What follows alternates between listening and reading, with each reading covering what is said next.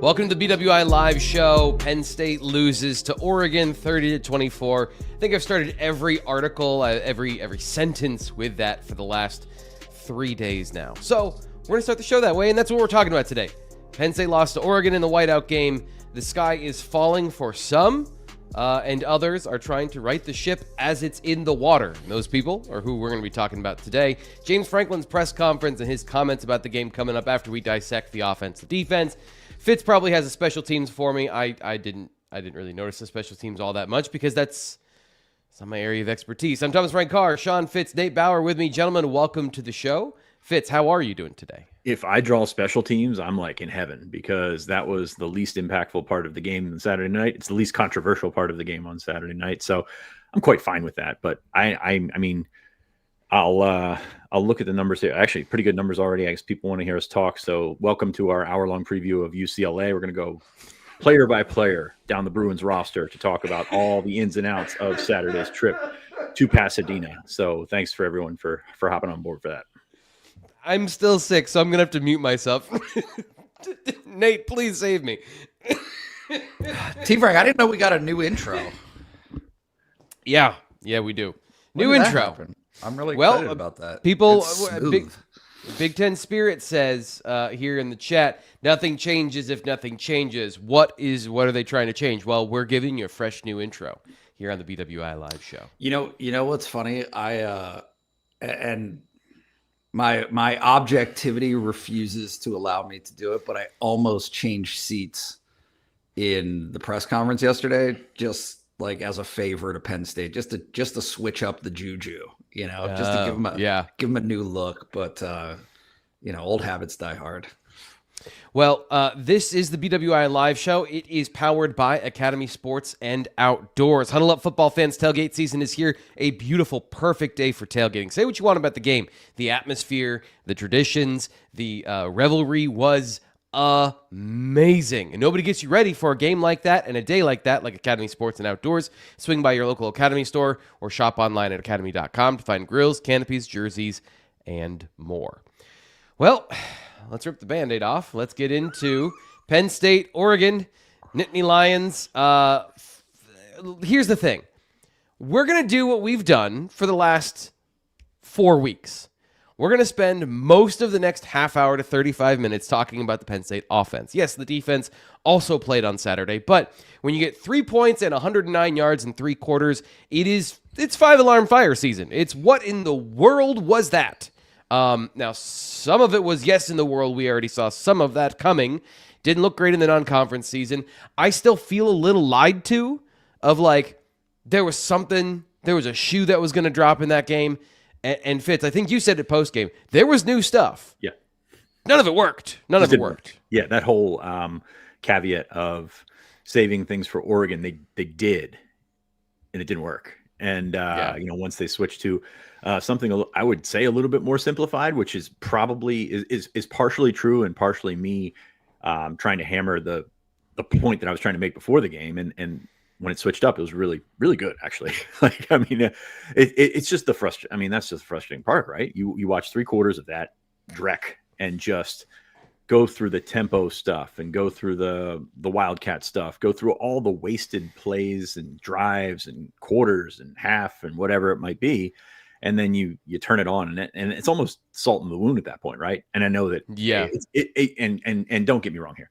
Penn State players, coaches deserve a lot of credit for flipping the switch, coming back, sending that thing to overtime. But at the same time, when you play 3 quarters like that, that's going to sting a little bit more. Like, if that makes sense. Like, I mean, it's not good. It's not good, but it's tough to take away where that goes. Because if the ball bounces off of the turf in a different way in overtime, we have a different show right now. So that's what I'm looking for that. But yeah, you can't ignore all that. But you also there's a line there, and it's like, there's so many things on this team or around this program that you say, okay, well, take for instance, we've got the running backs. You've got Katron as the hammer, or you got Katron's reputation as the hammer. Nick's reputation as the big play guy, and that's kind of switched. Well, this game, you've got that first 3 quarters, which you have no idea what's going on, and then all of a sudden you flip it on, and it's, there's just so many Oh man, Nate, you're the words guy here. There's just so many conflicting ideologies that come from watching this team, and it's very frustrating for Penn State fans. Nate, jump in. Feel free. I want you to free associate today. Like, we have like a loose definition of what we're talking about, but I've said my piece. Post-game show, yesterday Monday's video. I've had 30 minutes of film breakdown over at BlueWhiteIllustrated.com. I'll jump in here and there and kind of give my thoughts about some of these things you guys are bringing up, but I need to hear your perspective. We haven't heard you guys expound on what you thought of the game since the instant analysis after the game, which, by the way, you can check that out all here on the Blue White Illustrated YouTube channel. So what do you think? Slow starts? Do you want to start with the fast start, slow start conversation? Yeah.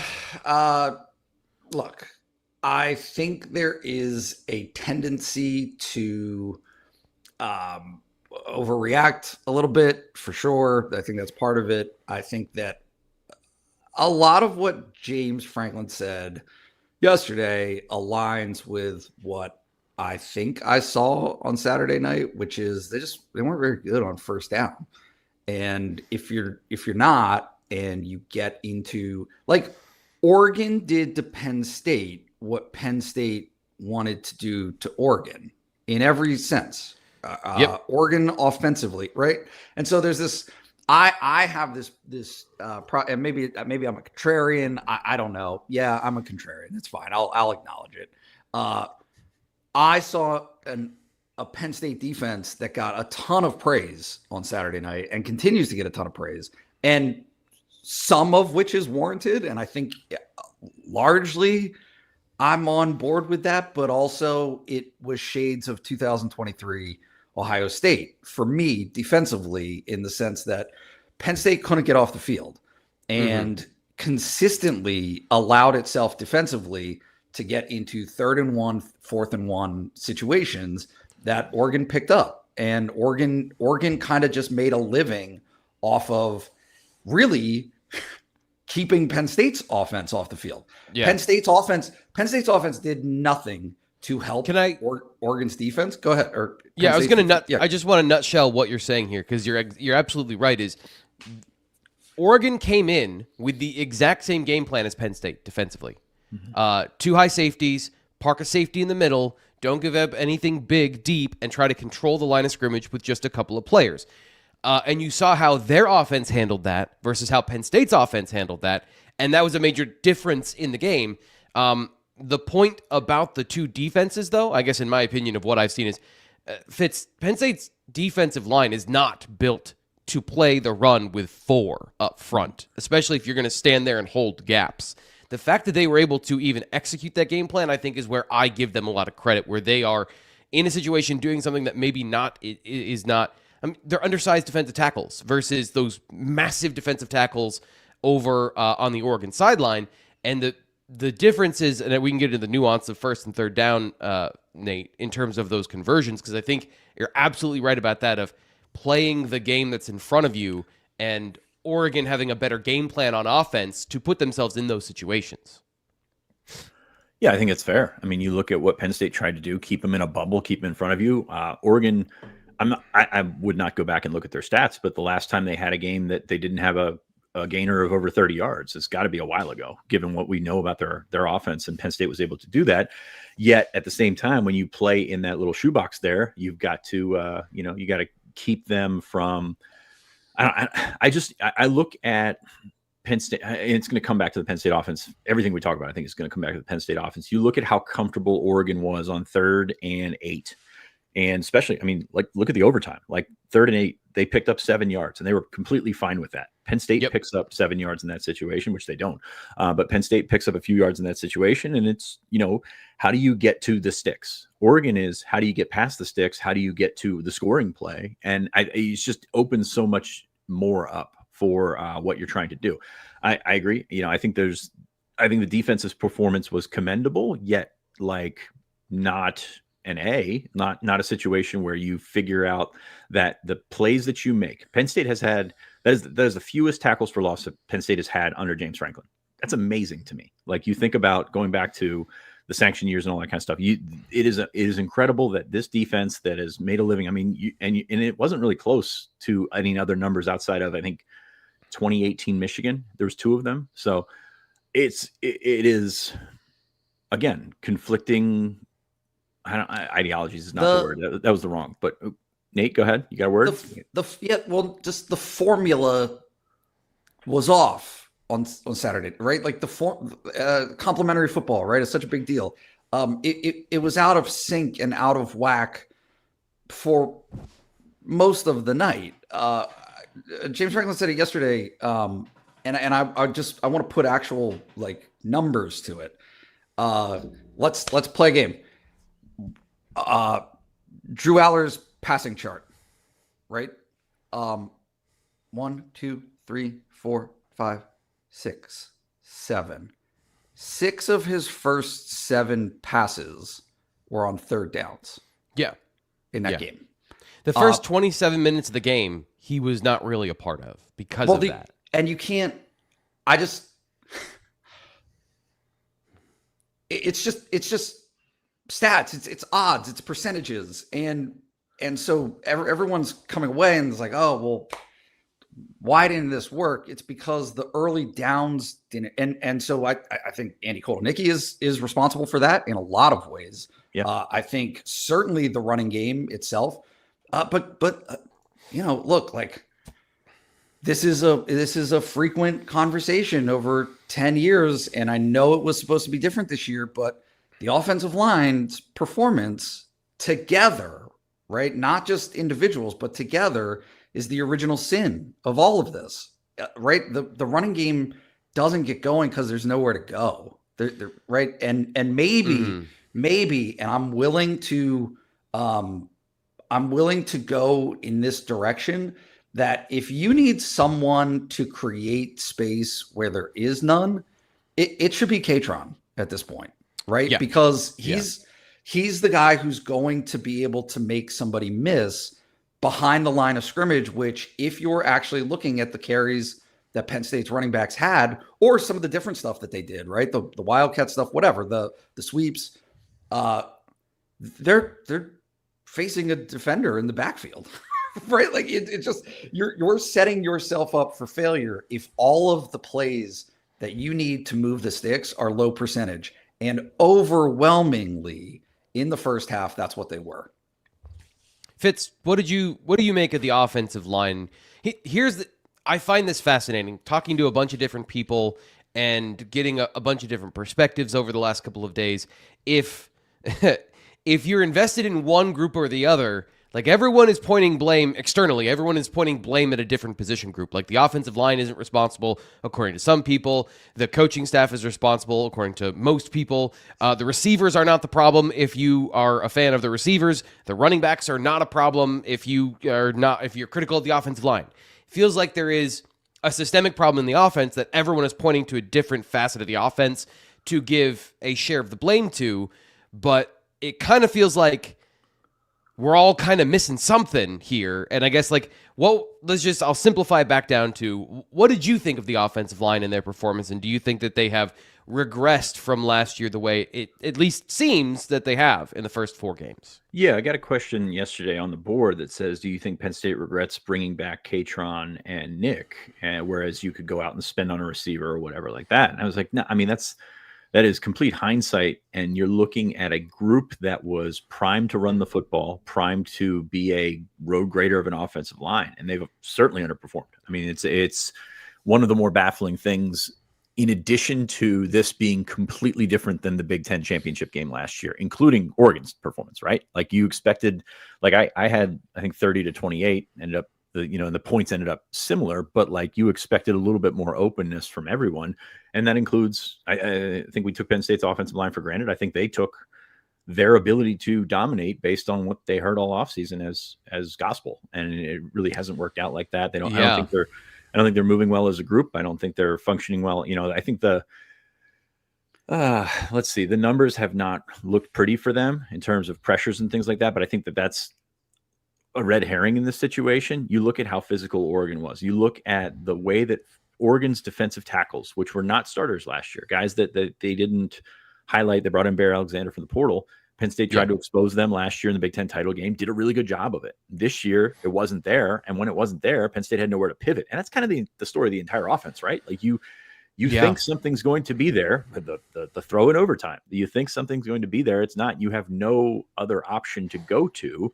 You also have a quarterback doesn't throw the ball away, but that's another situation that we can talk about later. But yeah, that's the ability the ability for this offense to pivot and go elsewhere. They did it on the big picture at the end of last season.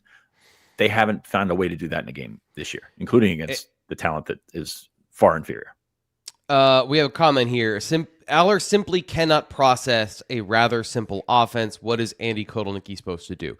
Do you know what he's processing? Like, do you know what he's seeing? I broke this down yesterday, and I'll just bring it up here again. I firmly, like Nate just said, for the first 27 minutes of the game, while you're cursing and swearing at Drew Aller, there are no open receivers. Having watched the film and knowing what Oregon did and how they countered that offense and the game plan that Penn State came in with on several different occasions, this is what Penn State, I'm assuming, based on what I saw, was expecting. Last year, they played cover one in this game 6% of the time. Penn State was expecting them to run more man coverage because in the last 4 games, they ran it as a dominant coverage. Last year, it was almost 30% of their coverage portfolio. So they switched things up in this game and played more zone coverage. When I say they played Penn State's game plan against Penn State, they played the exact same defensive formation. It was just copy and paste from what Penn State and Jim Knowles did to Oregon in the Rose Bowl. They did that to the Nittany Lions. So there was a switch up from Oregon. And in the first half, believe me, don't believe me, I don't care. Like, there were not viable, open, quality targets for Aller to hit within rhythm. Now, did that then frustrate him and make him bad in the 2-minute situation? Yes, it did. He missed some very obvious throws that he needs to make. But we just blame everything on the quarterback because he's the one with the ball in his hands. I fundamentally reject that when you look at where the receivers are running their routes and they're running them into coverages. I don't have an end to the sentence or this rant. Like, it's crazy to me. That's when crazy. You go to Nate and say, Nate, you're the words guy. That's no, yeah. I'm also the blind squirrel finds a nut guy. 11. He threw 13 passes in the second half and in overtime. I already said the answer, so I can't ask you guys a question. 11 of 13 passes were on first down in the second half. Yeah. Did he play better in the second half? Right? Like, his consistency, his ability to complete passes, right? And like, I understand the last one was an interception, like 100%. But I think that there is a message being signaled subtly here that he's not necessarily being set up for success in areas that need to be corrected with how they call the game. Yeah. Another thing here, 2 kids, 1 wife, all PSU says, but what did Dante Moore do when everyone was covered? He sometimes scrambled and threw the ball away or ran out of bounds. He sometimes made great plays. Absolutely. Drew Aller also did that in the first half where he completed a ball while falling over to Devontae Ross. Devontae Ross. Thank you. I am not well today, by the way, if you can't tell. Oh my gosh, my brain is not working. Nouns are hard today. But yeah, he had multiple plays where he was able to throw off platform or scramble, but he also took sacks. And so it wasn't as good as Dante Moore. No one's saying that. But he did do some of those things. It just resulted in a loss, and they didn't convert as many third downs. Second, and again, this is I understand the perception that this is going to be nitpicking, but Penn State not being able to sack Dante Moore as a result of, in some cases, very obvious holding calls. Like, I want this to live in a world where 2 things can be true at once, right? And so I'm going to, like, very emphatically asking for nuance. I know Penn State's offense was bad, right? Okay, like, absolutely 100%. That difference, that alien Abdul Carter who made sacks versus being so close to Dante Moore, right? while being held very clearly in some instances. That led to points. The third and long that Dante Moore completed in the second half, he went towards his sideline, threw it back to the middle of the field. That was a scoring drive for Oregon. Yep. Right on a play that was very clearly right. Denai basically got tackled there. Though, like, there are, in a game that was 17-3 at one point, it's very easy to get into the framework or mindset of it wasn't one or two plays. It wasn't a handful of plays that dictated that game. I disagree. I disagree. It was a handful of plays that dictated the outcome of that game, and Penn State finished on the wrong side of those plays. Like, there were very clearly plays. The overturned fumble that swung things, that third down play, Drew Allen's These are a lot of, but these are a lot of defensive plays where Penn State makes a play or almost makes a play. There were far fewer offensive plays where Penn State was making a play. And so, like, I agree with you, but it still was a very one-sided game where a lot of those margin for error plays were the defense almost stopping a really good offense. We do need to stop this conversation for just 1 second because we need to talk about today's sponsor, and that is Academy Sports and Outdoors. Huddle up, Penn State football fans. Tailgate season is here. Now, a lot of the home games are over, but that does not mean that they're all over. And if you're going to the game, Sergeant BB wanted to know if anyone's going to the UCLA game. I imagine it's nice to tailgate in California if you go. So swing by your local Academy Sports and Outdoors to shop online at academy.com to find grills, canopies, jerseys, and more. Be a watch party legend with gear from top brands like Nike, or maybe more Adidas at this point, Under Armour, and undefeatable prices every day. Be sure to check out Harrisburg and York locations if you're here in Pennsylvania. Fun can't lose, and neither can you, with tailgate gear from Academy. I actually had a chance to hang out at Anti-Fragile this Friday. I want to thank everybody who came over and said hi. Had a lot of great conversations with our subscribers and people that watch the show here who are going to support Anti-Fragile because we've talked about them here on the show. That is such an awesome thing. Thank you so much. But guys, I know the two biggest supporters of Anti-Fragile Brewing Company are here on the show. So Fitz, tell me about your beer at Anti-Fragile and your experience with them as a brewing company. Well, if there's time for a beer, it's now, right? Like you're looking at coming off this weekend, and I saw they had a very busy weekend. Unfortunately, I did not get down there on Friday to join you guys, but very busy weekend. I saw they sold out of cheesesteaks at John's. I got a picture sent to me from the stands of someone in a John's t-shirt. So like the fever is taking hold. People love it, and people love it for a good reason because it's the best beer in State College, one of the best places to hang out in downtown State College on East Calder Way. The beer is fantastic. The kombucha is fantastic. T-Frank, I believe you had the kombucha when we were in there 2 weeks ago. Yep.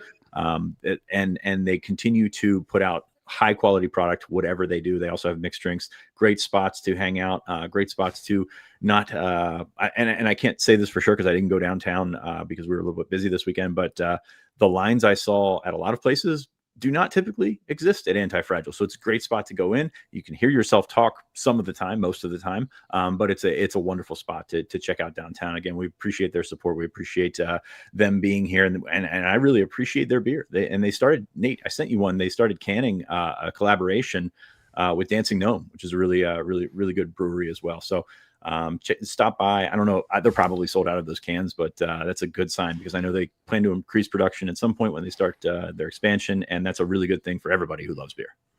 I've never, I guess I have heard of it, but collaborations between breweries feels like a collaboration between singers on the same song. Like, oh, I didn't know those two things would go together. And then suddenly it's delicious. So as always, check out Anti-Fragile in downtown State College to get some of the best beer and cheesesteaks here in town. Okay, quick reset. Everyone take a deep breath. I can't because I will start coughing. But everyone take a deep breath and let's get back into talking about the Penn State offense. So where do we leave, Nate? Where do we leave off? And what else do you have to say here about that performance from the team? Let's get to what changed in the second half. In the fourth quarter, they were able to drive effectively. One of the things I never thought we would see, a 4-play drive with a 35-yard touchdown. I guess, what was your view of what changed to spark the comeback in the fourth quarter? I mean, Nate, you're muted. Am I? No. Oh, thanks. Good. Yeah, that's a good joke. Funny joke. No, they were losing. That's what I mean, right? They were losing, so they had to run different plays with a different mindset. At 3-3, they could do some of the things that they had initially intended to do and had game planned to do, and that weren't working. And then they were down 2 scores and needed to score somewhat quickly, and did. So yeah, I obviously the run worked. How many runs were on that 4-play drive? 2? Was it 2 and 2? I believe 2, because the explosive one, Katron Allen, and there might have been another one. Yeah. So it was play action, then the run, then I think they had a sweep play or something like that. Yeah. But no. And then Doesn't matter. it doesn't matter. And then Aller hit the deep shot, right? I mean, like that was a perfect throw. So yeah, they started there, and then again in the last drive, right? That what was effectively a 4-minute drive for them, because they wanted to end the game, like they wanted to end regulation with. They wanted to make possession. sure Oregon did not have any time to come back and score. Yeah, and they Ryan Ryan asked this question here in the chat. He says, "What changed in the fourth quarter? Not schematically, but apparently he thinks that James Franklin started calling plays here. What changed in the play calling process? I'm not totally sure if that's what he's saying, but he grabbed a play sheet and the play calling changed. What changed in the process because something did, and will that stick?" So Fitz, I don't necessarily know that James Franklin was calling. This is the part that I think is tough, because there is something that changed. And if you say it's James Franklin, then it's meddling. If you say it wasn't James Franklin, then it's he's not doing his job. That's always kind of a third rail conversation. But like something did change here in the game, and I guess do any thoughts on this? Yeah, we're plowing new ground here, because if it was James, it worked. So that doesn't make sense, right? Like based on everything that we've heard up to now, it's like if James is involved in the play calling, it doesn't work, right? I mean, I don't have an answer for Ryan on how that works, but. Franklin, he doesn't call plays. I know he doesn't call plays, but I think the question is more about the approach. Like, how does this change? Who makes, because it's when James is involved in play calling, and this is air quotes for those not watching the live show, like it is suggestions. It's like, hey, Nate, like maybe, or we're golfing, and you're like, hey, maybe punch it out instead of trying to go through those trees. Like that. It's kind of what we're looking at here. And then, I ultimately am responsible for probably hitting it through the trees as I usually do. But this is a change that is, I guess, widespread. I mean, you're looking at taking input from Danny O'Brien. You're looking at taking input from Trace. You're looking at taking input from the offensive position coaches. And James Franklin with the play sheet in his hand does not mean he's calling the plays, but there are suggestions like, kind of poking you in the right direction. And after what we saw in the first 3 quarters, I think that's ample, right? Like that's fine. Yeah.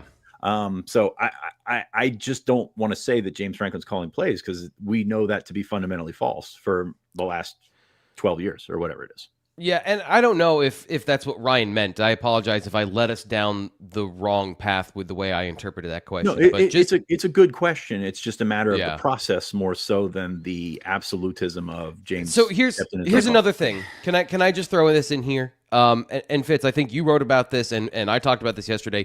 So I believe they ran like one up-tempo play in the third quarter. So they scrapped running up-tempo plays. So they stopped ruining their own mojo by going fast.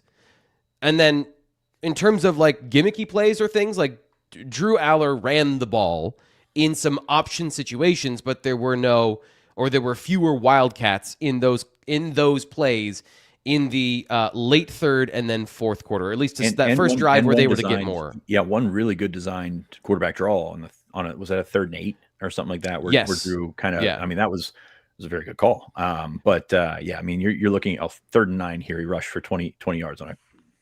Draw. And to me, that's the big thing, is that Drew started running the ball, and that became a catalyst to open up some of those options, because he was taking some of those margins that weren't there before and actually making the Oregon defense hesitate on those plays, which is the point of having the quarterback actually have options. And here's the thing is like in there as well was him hitting bleep it on the passing plays and just scrambling.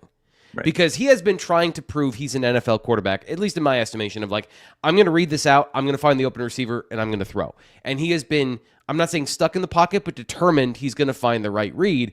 And as I said, I have not seen a lot of quality in rhythm throws for this guy over the last couple of games.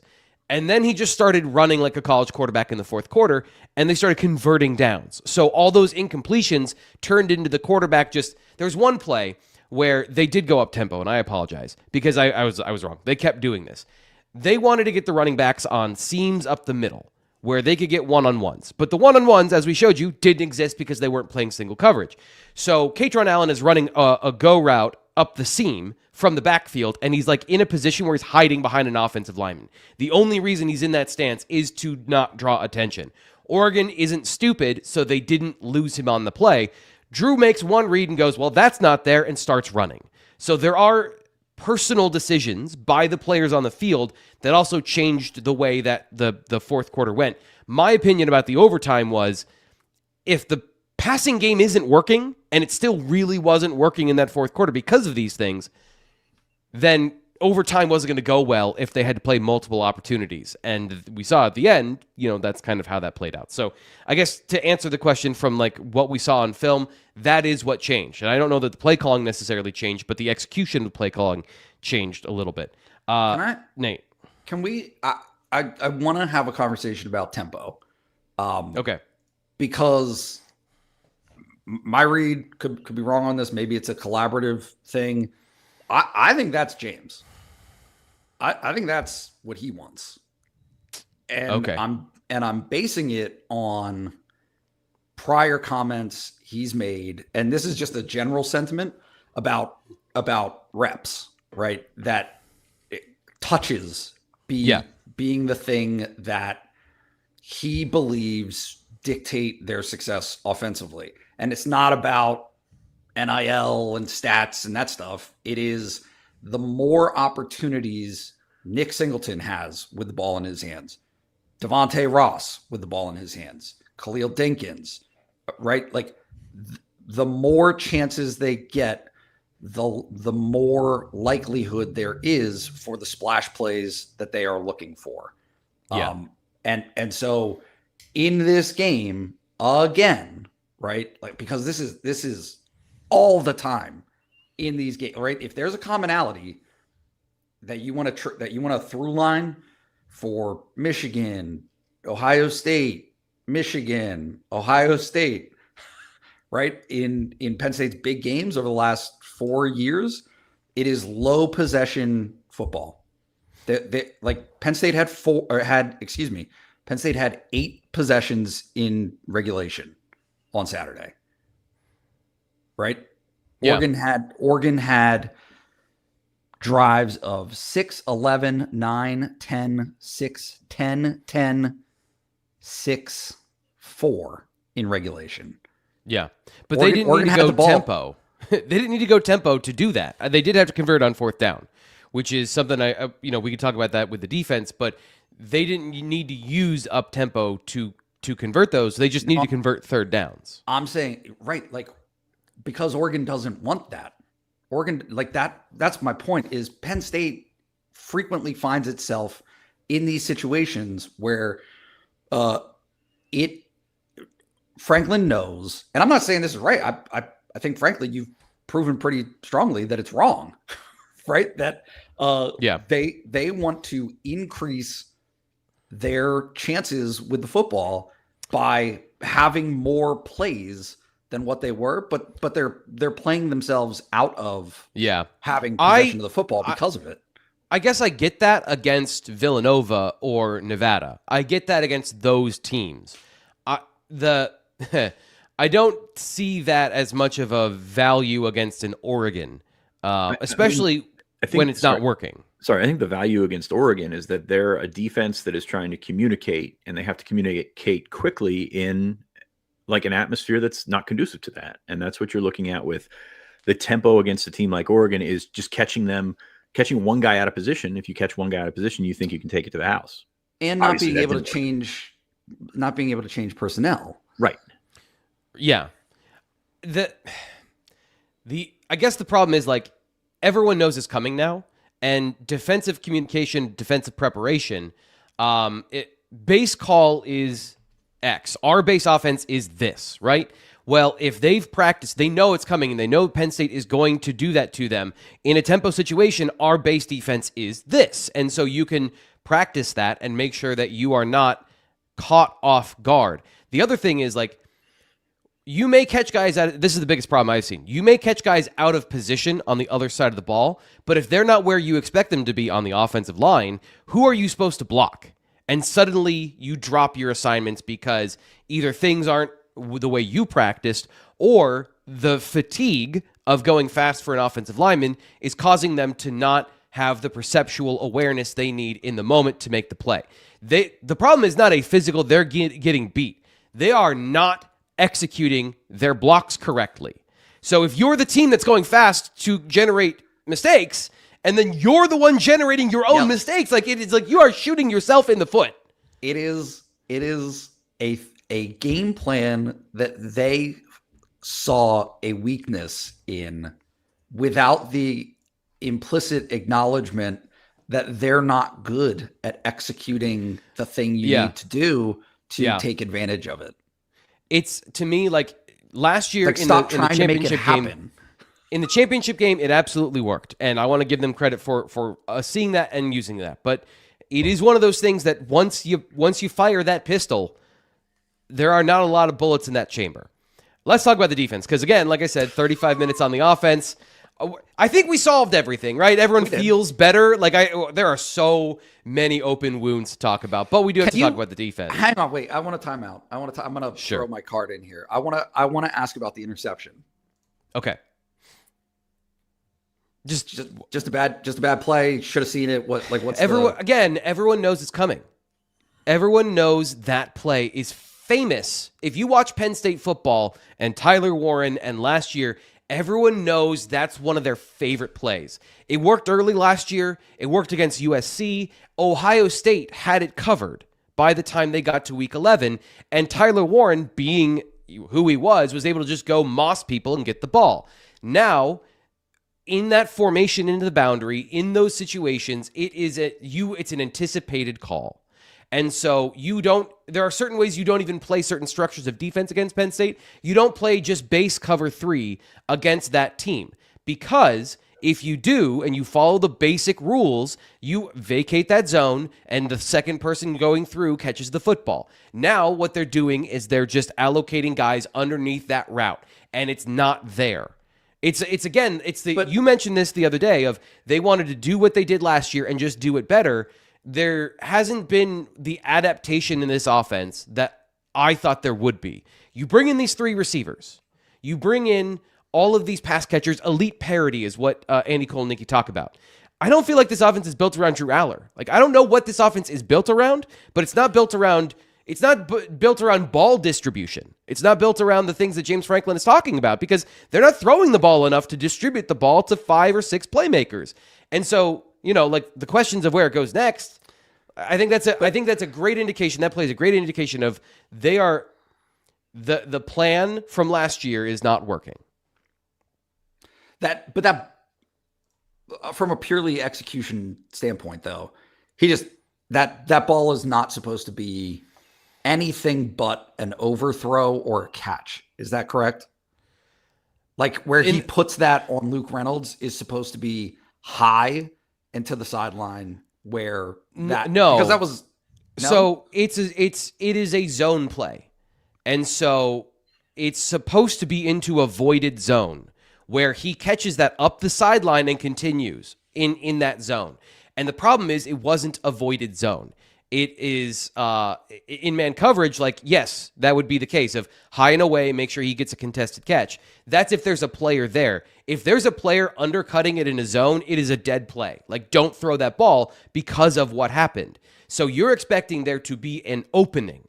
And this is what I said on the postgame show and what I said on Monday, is that these highly tailored plays where Andy Kotelnicki is trying to chess piece his way and move players off the board, these open throws are getting fewer and farther between because teams are understanding our normal rules aren't going to work, so we're going to adapt and make sure our defense is not just dictated to by the formation shifts and motions. And so the passing game hasn't evolved. I was waiting till this Oregon game for the passing game to evolve. I thought that's what we were waiting for. That's the part of the offense I thought the other shoe was going to drop. And then they did what they did. And they did have some different passing concepts. I want to make it clear. They did try to do things, and they weren't completely blindsided by cover two. But the overall plan was not efficient in the passing game. Like there is not efficiency in this passing game the way there has been previously. And Drew should see that, right? Drew should see that linebacker. Is that right? Or was that disguised? Yeah. Like, okay. No, he saw the guy. He tried to, he said in the post game, he tried to throw over him. He tried to layer the ball over top of him to Luke Reynolds. And it was a great play by Thieneman, who's a great athlete. Like, don't take away from the Oregon defender who went to the apex of the throw to get the ball. Yep. But it is a throw that, if you're saying like that should be avoided zone, it was not avoided zone. Okay, let's talk about the defense. Yeah. Let's spend like 4 minutes on the defense. Fitz. Sorry. That I've been having this argument that I think they played, I hate using these, like they played their hearts out. They played an excellent game plan in a situation where the offense was giving them no help, but a lot of people are pointing to the yards. Nate has pointed to the amount of time they were on the field. How did you feel about the defensive performance? I was fine with it, but we kind of wrote about this over the weekend. It's like when you end up with no sacks there was no, I don't want to say pressing, but there was just no finishing on the plays made. Like Dante Moore was in trouble a couple times. He was able to get out of it, to his credit. I thought he played extremely well. But you're looking at a group that, the kind of the setup for all this, AJ Harris has a ball bounce off his hands and back to the Oregon receiver. The fumble bounces right back to Oregon. And Penn State's typically gotten a lot of those breaks. They've typically done a good thing. And I didn't agree with the overturn on the fumble either.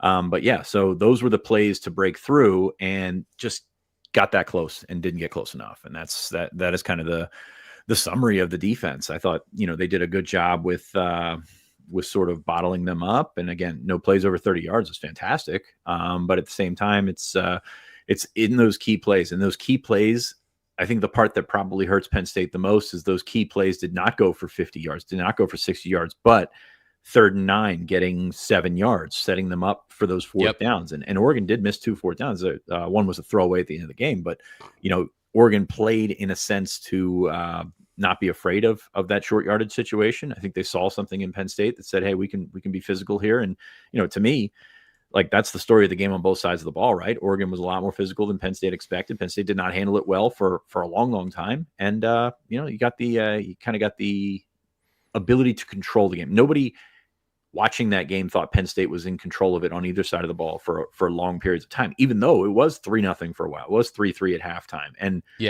that's commendable. I'm sorry. Like, I don't want to sound like I'm dumping on the defense here, because holding that offense, that program to that few points is absolutely what the game plan was. And you wrote this during the game. It's like, you need something to complement you, whether it be special teams, whether it be offense, whether it just something to go with it. And then you saw the results in the fourth quarter when they got broken down, and the dam leaked pretty good. Didn't completely burst, but until I guess the last play of the second, the first play of the second overtime.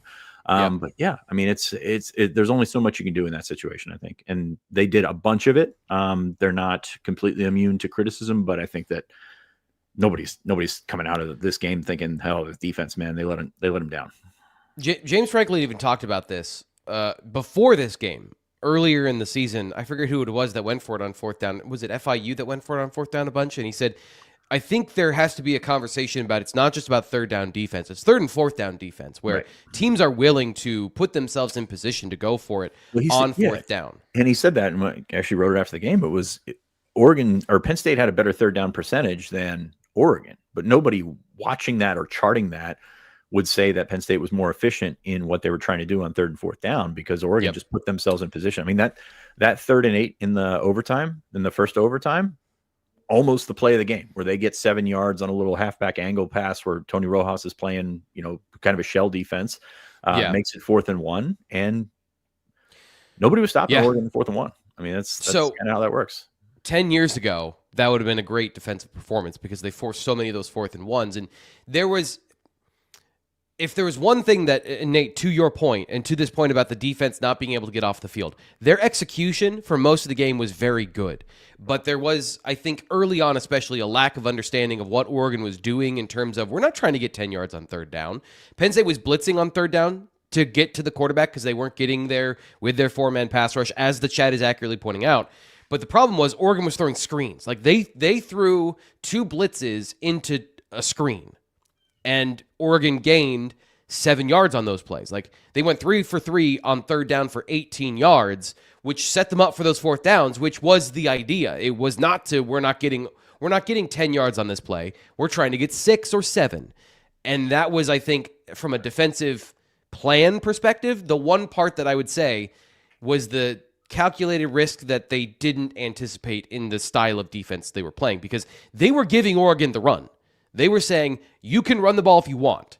We bet you're not going to score enough points or get enough explosive plays to make it happen. And they didn't. But they kept staying on the field because of those fourth and shorts, which I still have a hard time. If it's 4th and 1 and you're asking the defense to stop it for 0 yards, it is very hard to stop any offense for 0 yards. And in those situations, players are in position and they're making a tackle for a 2-yard gain, which is normally a win for the defense. And obviously, situational football is important, and they didn't get it done, but they weren't bad. If you watch the film, there were some missed assignments here and there, but it wasn't like they were blown assignments. It was Oregon won a rep, Penn State won a rep. Oregon won a rep, Penn State won a rep. And that was the game. That was it was enjoyable to watch. As hard as the offense was to watch, the defense was incredibly enjoyable to watch.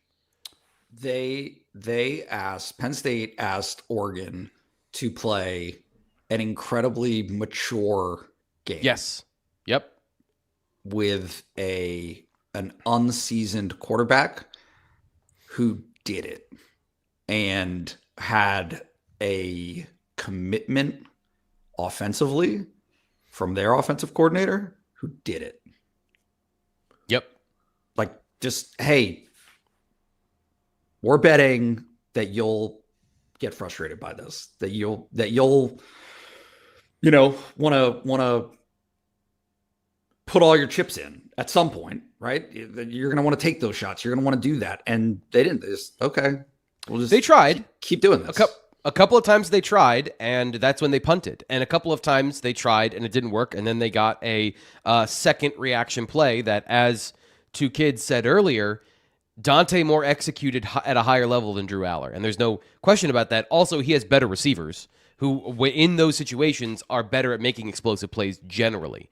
And again, I don't think Drew Aller played well. I'm not trying to defend the way Drew Aller played, but the context of the game, and I think the most damning thing is Dante Moore is the better quarterback. Like, Dante Moore might be the number 1 overall draft pick in April, the way he played. Like, he was excellent in this game, despite the fact that he was playing a very meager brand of football, not chucking it deep and making a ton of explosive plays. For what Nate just said, that maturity plus his skill set, I think, was really impressive. Any other thoughts here? Because we have about 45 minutes of show left, and we're going to get to 10% of it. 45 minutes of show left. Yeah. I mean, we're not getting to it today. So, oh no. Let's get to some of what James Franklin had. That's what we had to say about the game. Here's what James Franklin had to say about the game.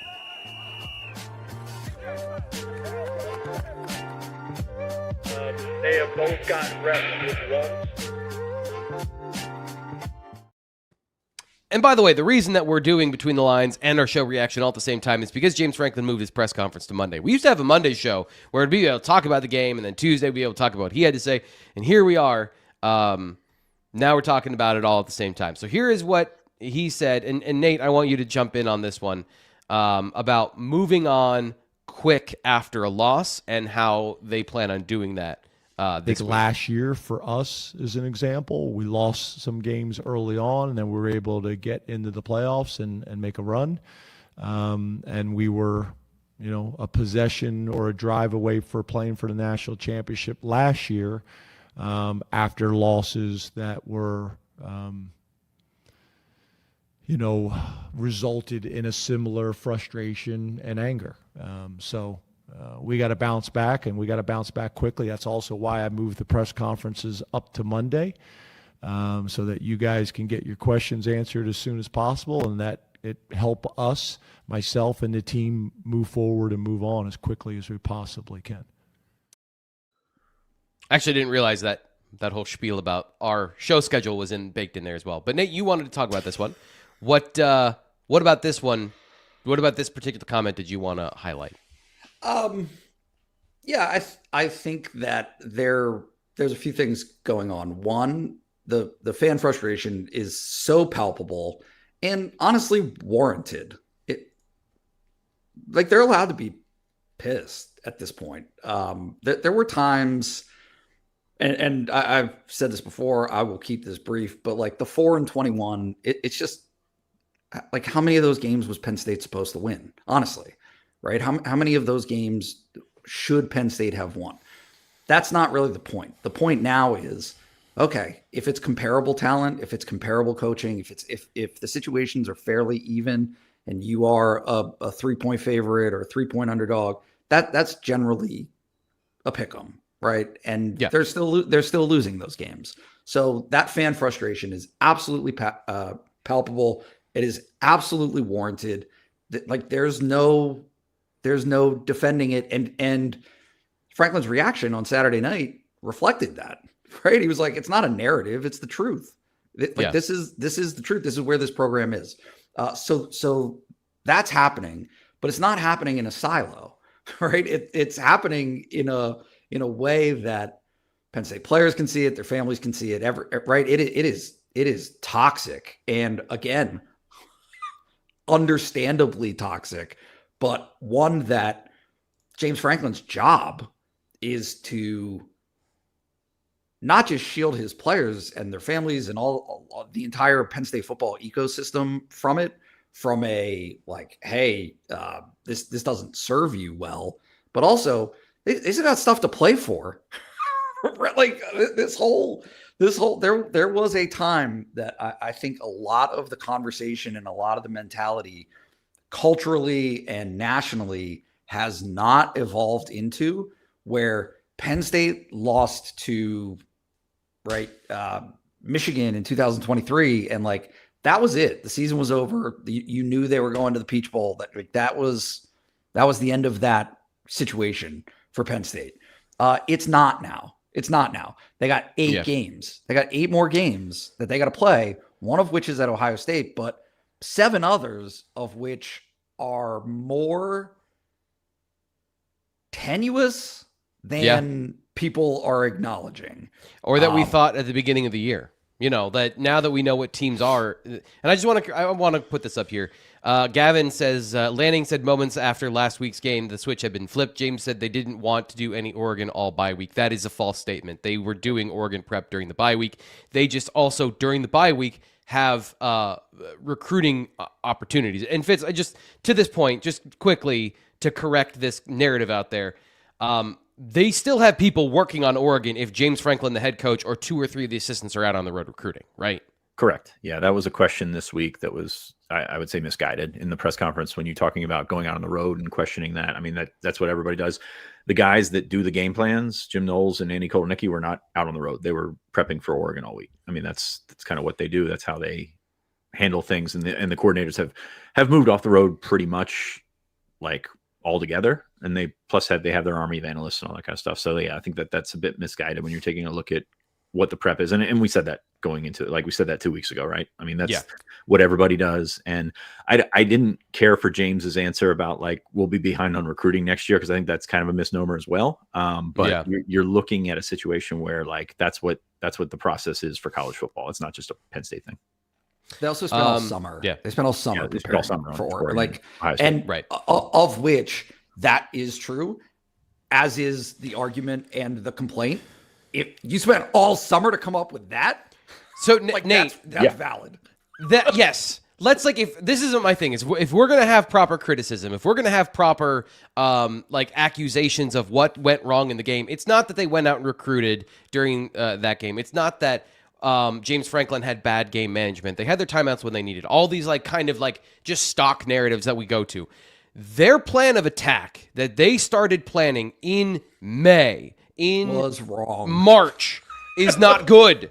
Like, the decisions they have made this whole time have been wrong. Like, you want fair criticism. Like, he's admitting the offensive identity, and we'll get to this one here. Their offensive identity, put it bluntly, it sucks, and they are now considering changing parts of I it. think that's a fair question because we've been inconsistent in how we've been trying to run it. I think that's a good question. I think that's a fair question. Those are the things I think we look at every single week. What do we need to do to be successful? What are we doing well? How can we build on those things? What are we not doing well? And how can we either fix those things or pivot in a different direction, to your point? And then I also think there's just a part of, when it comes to players holding themselves accountable and coaches coaching them to get it done. We all got to own a piece of that. But I think your point is a fair one. Just because this is how we did it last year doesn't mean that's how we have to do it this year. And that's So Fitz, what has to change, or what do you anticipate they'll change? This is Nate's question, but I want to get you in before he goes off. Well, as I said in the post game, I think they're going to go out and they're going to have a more efficient offense. They're going to score some points, and nobody's going to give a shit. That's kind of how I'm seeing this go over the next week, possibly 2 weeks, with running the football, with finding a little bit more space against an undermanned team like UCLA. There are odds for UCLA to go 0-12 this year, and they're for a reason. They're not a good football team. So it's one of those things. Are they going to continue to be stuck in the mud? I think the Katron Nick conversation is worth having, not because Katron needs to carry it 20 times and Nick 5, but you saw at the end here, Nick can do some things for this offense. Nick as a wingback, for lack of a better term, as a 2-back set type guy, is it gives you a different look. And I think that's what you're looking for there. And I think we're going to see that more moving forward. Remember the conversation we had about Quentin Martin playing receiver? I think that's kind of what you're going to get in with Nick again, to get him ball in space. Because if you look at the yardage total, they did use him as a receiver. He was more effective as a receiver. And I think that's something that they can possibly turn back to just to get that running game going, because that's the bread and butter, right? That's why you brought back those 2 backs. That's why you brought back that entire offensive line. You've got an opportunity to sort of trudge forward, if you will. And it might not be the most entertaining thing, but I think that's the direction they're going to have to take. Nate? Oh, did I hit one? Yeah, did I hit one? You did. You did. You're right. You're right on. I wrote it on Sunday. I didn't read it. Sorry. No, you didn't need to. What do I like to do? I love to stir the pot. No, see the hieroglyphics, right? Just see what are the alarm bells? What are the things that I hear, right? James Franklin used the word in an earlier answer to a question where he says, quote, they look at these things every single week. What do we need to do to be successful? What are we doing well? How can we build on those things? What are we not doing well? Bingo. How can we either fix those things or pivot in a different direction? Okay. And then later, T. Frank, your question. Yep. Sometimes it's a grind, and you're going to grind this thing out and find ways to get ugly wins. Later, the reality is we're going to do whatever we have to do to win games. It may be pretty, and I may be in here next week answering questions, and it was a thing of beauty that got a win, or it could be painful and ugly. Buckle up. It's going to be dirty. 2020 all over again is what you're saying. I'm saying 2023. It is going to be gross. Just disgusting. Everybody's going to be upset. and we'll see what dividends it yields, because I am very fully under the impression, again, just reading between the lines on what he's saying, like the things that they have been trying, they spent the first month of the season trying to force explosive plays. Yes. Didn't work. Yep. And nope. Yep. I think that's absolutely right. They were trying to they were trying to build around Drew Aller in a way that I think maybe was not the best possible combination of receivers and talent and offensive line and all those things. They have been running a lot of deep routes. Even in that game, they were trying to hit 19, 20-yard passes against a team that was running cover 2. And they had to... James even talked about, like, now we're going to get into, like, ways to get the quarterback in rhythm, meaning quick game, some easier throws for him. I think that's also part of the future as well, to dial back some short stuff and then take your select deep shots. So we got to get going, but I appreciate the time and the effort that we put in here to, hopefully somebody somewhere feels better about some of the things we've talked about, even if it was like cathartic in a certain way that we didn't fix anything. We got a lot of stuff coming up this week. Fitz, what are you thinking about? What are you working on? We didn't get to recruiting today, so what are you working on, and what was Ryan working on? Yeah, a bunch of recruiting stuff on the site over the weekend. I will say it was a positive weekend in terms of the atmosphere. I did pull one quote from Matthew Gregory, the in-state wide receiver, and I know he's one of the guys that Steve Wilfong put in a pick for Penn State. He says, "It was great. I enjoyed my time. The atmosphere was great. One of the best, if not the best atmosphere I've been a part of. Obviously, the game didn't end up how they wanted it to, but they played a great game. Sometimes it doesn't go how you feel it should." Like, that is the general response summed up into one quote, right? You're looking at an awesome atmosphere. By the way, it was unbelievable the other night. I mean, I was down on the field, for the overtime, and it was awesome. Like, everybody woke up. It was a good time had by all until, the very end. But you're looking at an atmosphere that can really vault you as a program, and then all of a sudden the game itself kind of, puts a little damper on it. So I think everyone's going to handle it differently. I think it's going to be really interesting to see if there's feedback, not just from the players, but also from their parents about the reactions to some of the stuff during the game. I think that's very interesting sort of subplot, but we're talking about it on BlueWhiteIllustrated.com. Come join us. Come check it out. Come to our therapy sessions. Come sit on the couch with us, or lay on the couch. And it's half off right now, because you can get it a full year for $52 for the first year. And if you do the math, that is $1 a week. So our $1 for a week to try us out is now $1 a week to try us out for the first year. Should have brought this up a while ago. Of the other things I should have brought up, like the video, subscribe here to the Blue White Illustrated YouTube channel. We're going to keep full steam ahead.